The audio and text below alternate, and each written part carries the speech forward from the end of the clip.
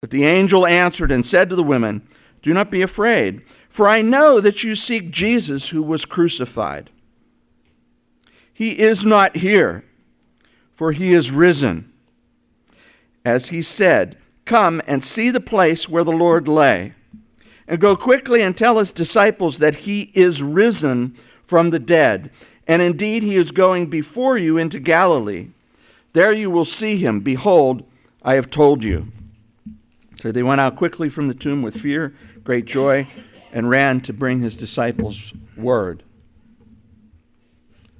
There's kind of a funny, at least looking at it from English, there's kind of a funny construction here. The angels didn't say, Jesus is not here. He rose from the dead. That's not what they say. They say, he is risen. And if you look through the scriptures, you'll find this expression used multiple times, and we'll see some of the other ones today. He is risen, not he rose. I was kind of a small guy when I was in grade school and high school. I didn't break 100 pounds until 10th grade. I was one of the ones who knew when we lined up in order of height, I would be number 1 or number 2, somewhere up there. I just knew. That was life. In my neighborhood, there were a group of maybe 10 or 12 homes in our small little neighborhood, and we lived in the valley and had a long stretch of property, and just a little stream that ran alongside our property. And just on the other side was a flat field that somebody owned. We didn't, but nobody really cared about it very much. And we used to not plow it, we used to cut it, and that was our baseball field and our football field.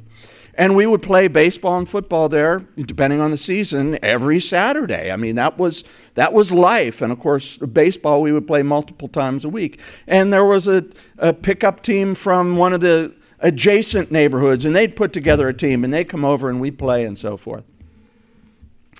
I was the youngest and the smallest in the neighborhood. So, I played right field, which happened to be actually on a hill with some trees up there, right?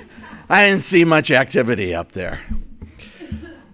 Believe it or not, in football, I was the center, which is kind of the opposite of the person who's, usually when you think of it, the NFL, the center is not the smallest guy on the team, right? But, in the way we played, fully suited. We had pads, we had full pads and helmets and so forth. We were serious about this. It was tackle football. And on the other team, there was one particular guy who was huge. I mean, he was just big. I don't know how big he was, but thinking about it now, in the days when I was like 7 or 8 years old, he looked like a giant. And they would give him the ball, and he'd just run, and he could run over everybody. Well, there was one particular day, and one particular game, and one particular play of that game. I believe it was a kickoff. We kicked it off, and of course, the teams were running at each other, full blast. And of course, I'm running at the end of the pack because my legs are a lot shorter than everybody else's, right? And this big guy is coming up. He's got the ball, and everybody else is just kind of falling away. And here he comes, and I'm just like this little guy. And I just kept running right towards him. And then instead of trying to tackle him like this, I just got down and made myself a little stool, and he tripped right over me, and I tackled him. And everybody on the field was amazed. Most of all me. And I'm like, whoa, man, I forget the guy's name, but I'm just like, I tackled him. I am 65 years old. I still remember that. I still feel a little bit of like, yeah, right? This is an event. I tackled him. It was an event in the past, a significant event in my life. Somehow it affected me so much that I still remember it and made me something of the man I am today, although I never got into professional football or anything. But it happened in the past, and I tell you that story is that happened. That happened back there.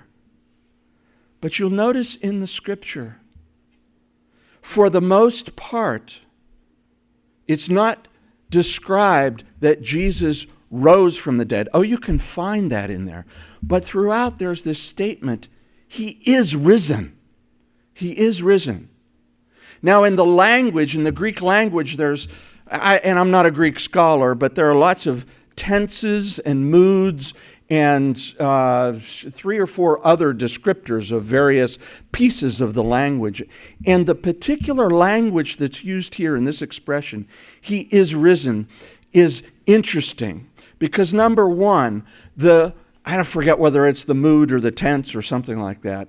Basically, it's on a verb, risen, rise, rose, it's a verb.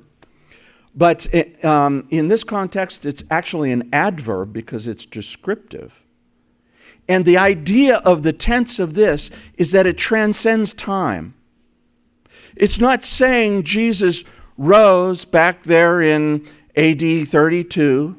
Jesus rose today. Jesus will rise sometime in the future.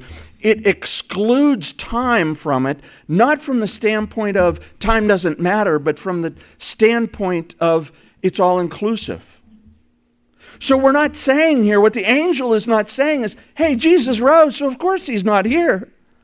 He said, He is risen. Now you say, Pastor, that's semi-interesting, but so what? I'm so glad you asked that. Because if the event is just that Jesus rose some 2,000 years ago or so, man, that's a significant event. Nobody else did that in the way that Jesus did. Of course, Lazarus rose from the dead, and the two kids, the young girl, the young boy or young man that was raised from the dead they rose from the dead, but they died again. Jesus is risen. It's a constant state of being. It's a description of who He is and something about His nature, not just something He did or some event that happened 2,000 years ago. And that is very significant for us. Because as believers in Jesus Christ, if you are, as a follower of Jesus Christ, if you are not following someone who did something amazing a few thousand years ago. You are following someone who is risen. That is who He is. And from the very moment of the first description of what happened, this angel says, He is risen. He is risen.